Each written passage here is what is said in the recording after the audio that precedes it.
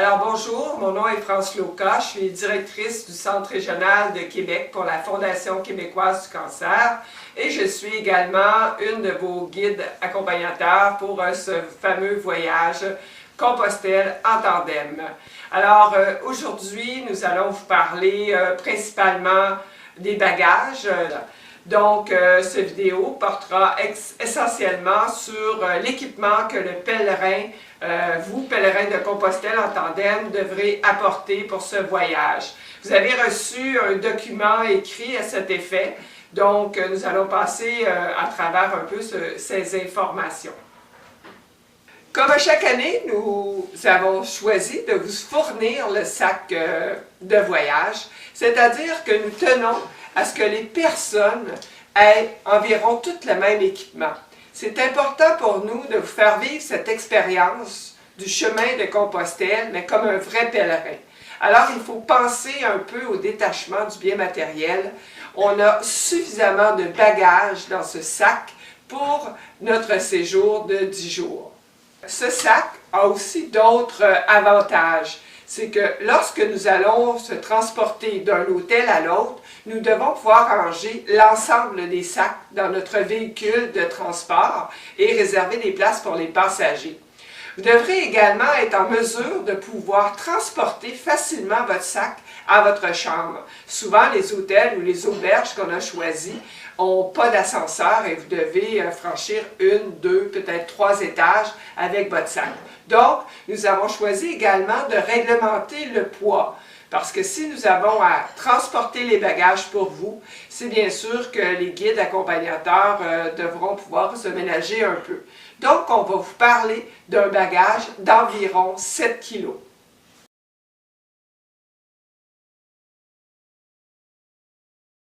Alors, voyons voir tout ce qu'on peut mettre dans ce charmant, beau petit sac dont je sais que pour plusieurs, ça représente un défi énorme. Donc, disons que c'est votre premier défi du voyage. Mais vous allez voir, tout ce qui peut rentrer dans ce sac-là, c'est vraiment impressionnant. Il s'agit de bien l'organiser. Alors, moi, j'ai un poncho qui est quand même plutôt très grand. Un poncho pourrait être plus petit que celui-là, mais lui, c'est un très grand poncho, je vous montrerai plus tard. Évidemment, dans la liste, on parle de sandales ou de crocs. Alors, une paire de crocs. Ensuite, on va parler aussi de comment ranger vos vêtements. Je vous invite fortement à mettre ça dans des sacs, dans des grands sacs Ziploc. Vous pouvez acheter chez Dollarama des sacs de grandeur très grand et de mettre vos vêtements dans les Ziploc. Et ça facilite beaucoup la recherche des vêtements, l'organisation de votre sac. Vous allez mettre les sacs de façon verticale, donc en pouvant accéder à votre sac par le haut dès l'ouverture du zipper. Dès l'ouverture du zipper, vous allez pouvoir accéder à tous vos sacs. Vous allez organiser vos vêtements en fonction du type de vêtements. Donc, si je prends le premier, j'aurai un sac avec des t-shirts ou des chemisiers légers pour la randonnée. Ensuite, j'aurai un sac avec mes sous-vêtements et mon costume de bain. Je ferai également un sac unique pour le vêtement de nuit. Je vous incite très fortement à isoler votre vêtement de nuit dans un seul sac avec peut-être d'autres accessoires de nuit que vous aurez besoin comme des bouchons ou des masques et peut-être même votre iPod si vous voulez le garder pour la nuit. Donc, vous pourriez faire un sac uniquement pour la nuit, donc ce sera facile à vous y retrouver. Vous aurez également un sac pour... J'ai fait un sac pour des vêtements, plutôt des pantalons, des shorts, et moi j'aime beaucoup marcher avec une jupe de marche. J'ai un autre sac aussi, il me restait de la place, alors j'ai un petit sac de gâterie. Donc j'ai un chemisier, une petite robe d'été, s'il fait très chaud. C'était très apprécié l'année dernière, une petite robe qui prend très peu de place.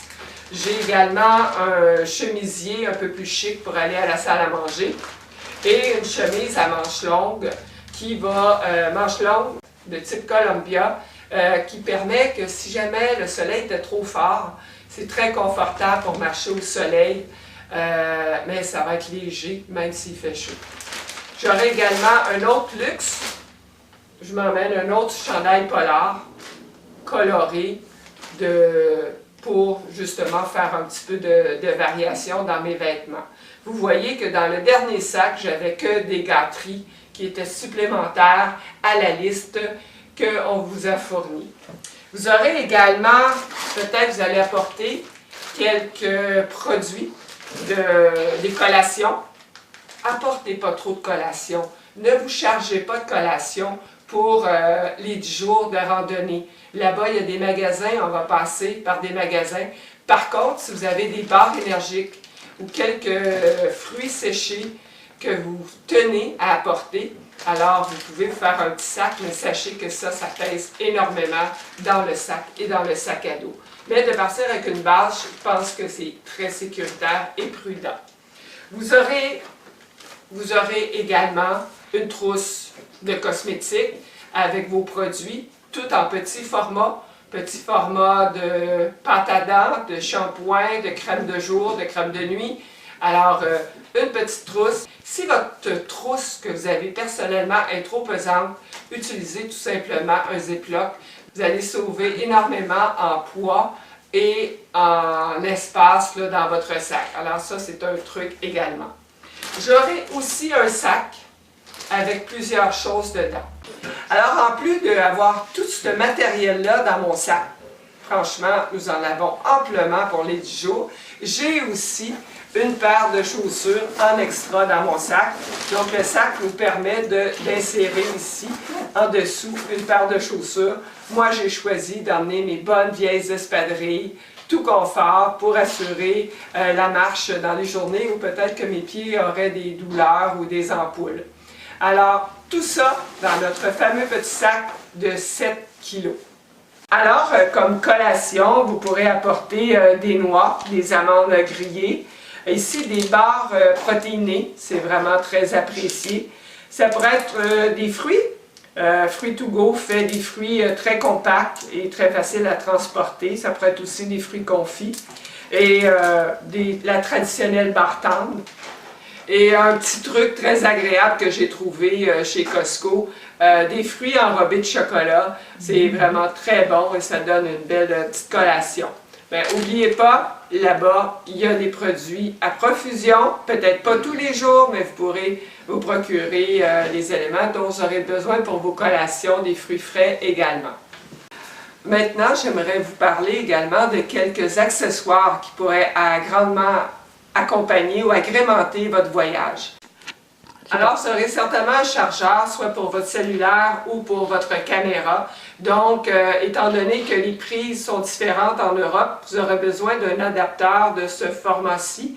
Ça coûte environ 2 $. Ça se trouve un peu partout chez La Source ou dans les magasins de voyage. CAA, c'est vraiment très facile à trouver. Et à ce moment-là, vous êtes correct pour brancher et recharger tous les appareils iPad et compagnie que vous aurez avec vous. Également, autre petit truc que vous apporterez certainement avec vous, c'est la lampe frontale. La lampe frontale va certainement vous servir le soir ou la nuit si vous avez à vous déplacer dans la chambre et que vous ne voulez pas réveiller votre partenaire. Si le soir, c'est plutôt sombre dans la chambre et vous voulez vous retrouver dans votre sac, alors la lampe frontale peut être très très pratique. Autre petit truc, une bonne paire de lunettes solaires, de lunettes soleil évidemment. Alors c'est à peu près essentiel comme outil, une bonne paire de lunettes. Vous aurez également, si vous le désirez, alors cet outil qui sert d'aller aux toilettes et pour les femmes de pouvoir uriner sur le bord d'un bois comme un homme debout en gardant nos pantalons.